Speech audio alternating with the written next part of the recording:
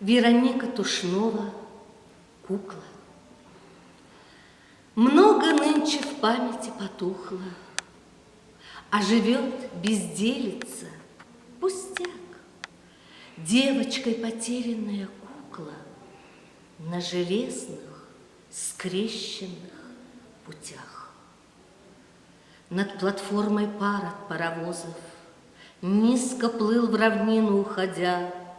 Теплый дождь шушукался в березах, но никто не замечал дождя. Эшелоны шли тогда к востоку, молча шли, без света и воды, полные, внезапной и жестокой, горькой человеческой беды. Девочка кричала и просила, и рвалась из материнских рук.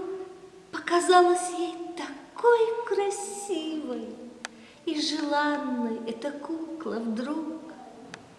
Но никто не подал ей игрушки, и толпа к посадке, торопясь, куклу затоптала в теплушке, в жидкую, струящуюся грязь.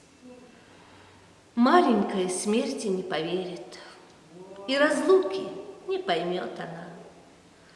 Так хоть этой крохотной потерей дотянулась до нее война.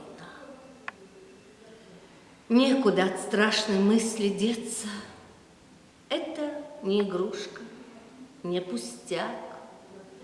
Это может быть обломок детства на железных, скрещенных